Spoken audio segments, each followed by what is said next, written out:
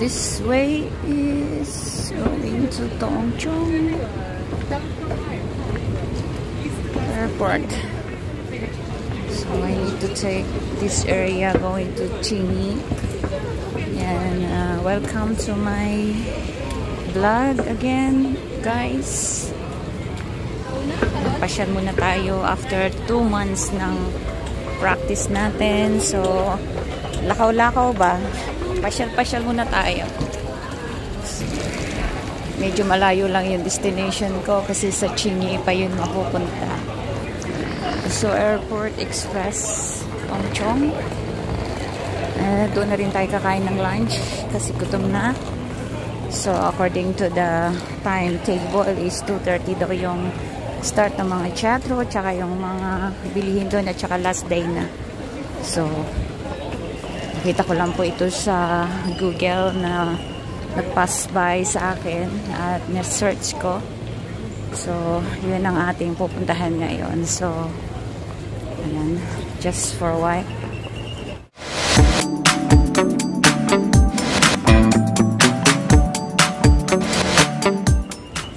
So dito po talaga sa Hong Kong is meron yung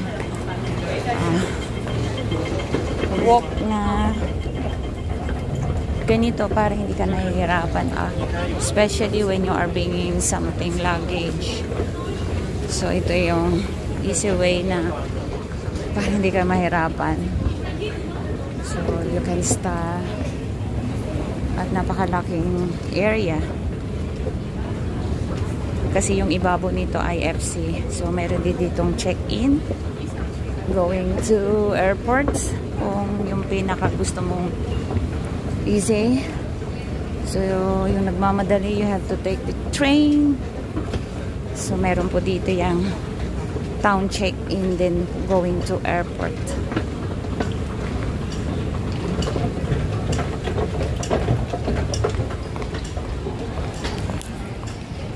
So, may mga food dito. Gusto ko sanang bumili kaso nga lang bawal kumain sa train. So, doon na lang po tayo sa Chinyi bago tayo magsimula sa ating destination. So, doon tayo maghihintay.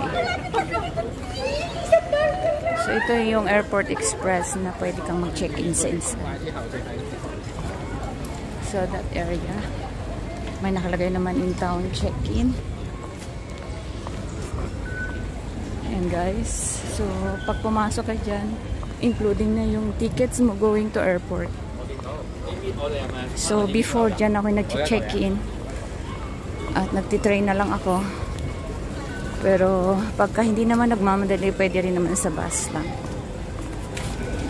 So yan, Hong Kong to Tongchong. So medyo may kalayuan yung Chinyi.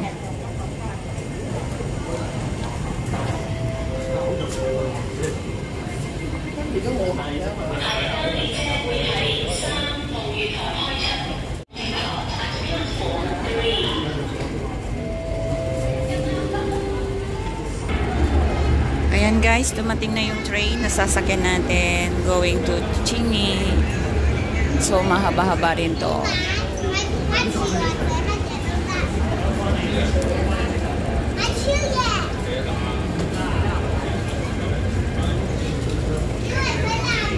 I feel so hot. So yung iba galing ng airport.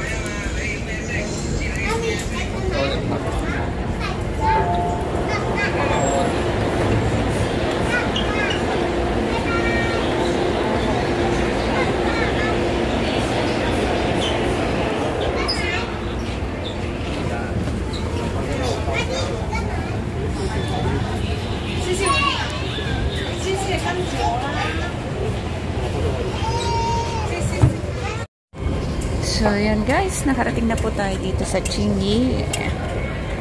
At hanapin natin yung exit C. Dahil doon tayo pupunta later. So, tulad ng sabi ko, ay mag-lunch muna tayo dito. Hanap tayo ng makakainan bago tayo lumabas.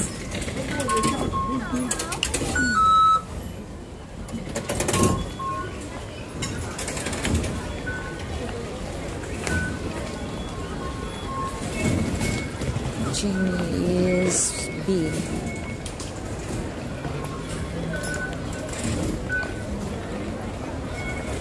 Chingy daw ay B. Park.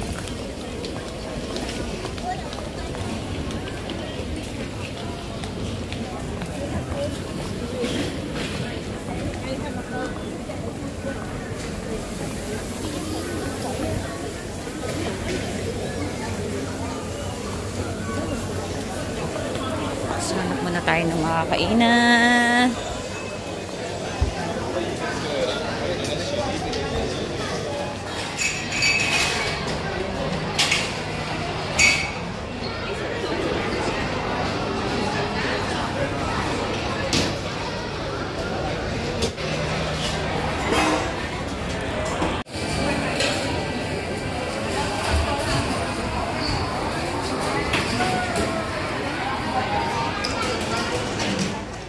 So we are here now in Chingy Park. Ganda naman. Look at this flower. So ganda. Terrible.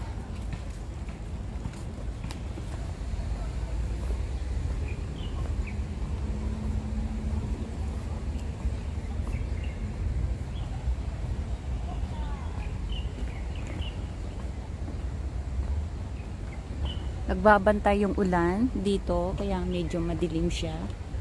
So inuna ko itong puntahan at mamaya pupunta ako sa exit C kasi yun talaga yung purpose ko, kaya ako nandito. So dahil gusto ko nang puntahan to, kaya napunta ako rito sa Chingy Park.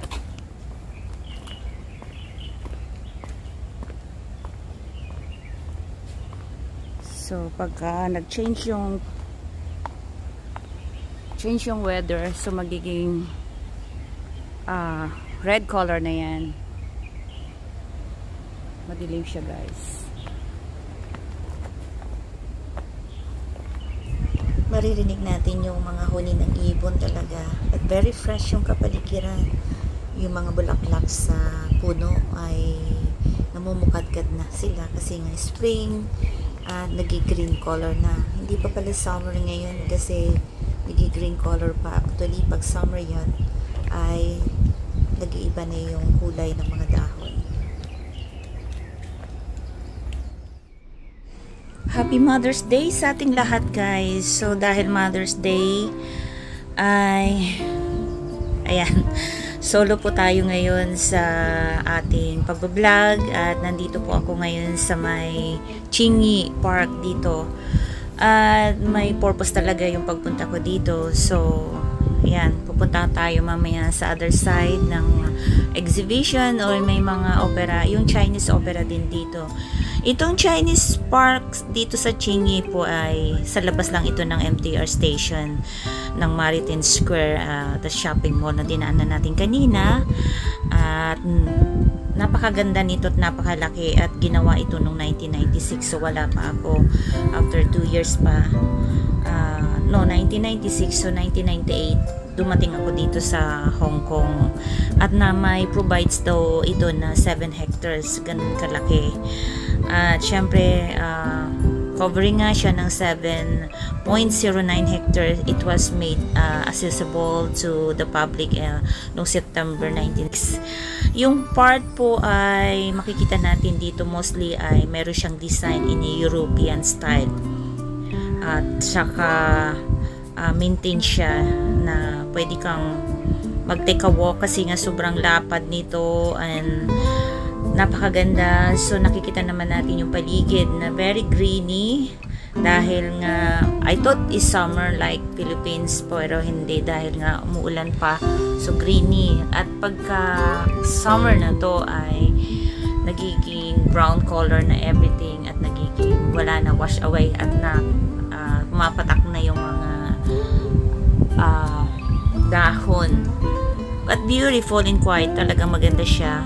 At syempre may kagandahan din at pwede yung mga attractions like yung active ng recreational facilities, yung thematic gardens, meron din dyan picnic area na dinaanan natin, at may small restaurant, at meron din silang tiny waterfalls na later on makikita natin. So that yan, kung makikita natin yung kapaligiran, style European po talaga siya. And there are paved walking trails din from and Kronos Gardens and Lookout Pavilion that allow you to explore pedestrian shore lakes. Look at that, so beautiful at very quiet kasi nga nagbabantay yung ulan, kaya hindi masyadong maraming tao. Pero doon sa dinaanan natin kanina is maingang mangilan-ngilan lang, but usually pag Sunday, lalo na pag summer, napupuno po ito. And ito yung lagons ng mga fish pond na dinadaanan natin, guys. Sobrang amazing. At especially kapag autumn, nag-change nga yung kanyang mga dahon dito, nagiging greeny to gold or brown color na napakaganda talaga. So, at yun ang way paminsan-minsan na dinadayo talaga ng maraming tao. So, yung kagandahan ng Chingy Park.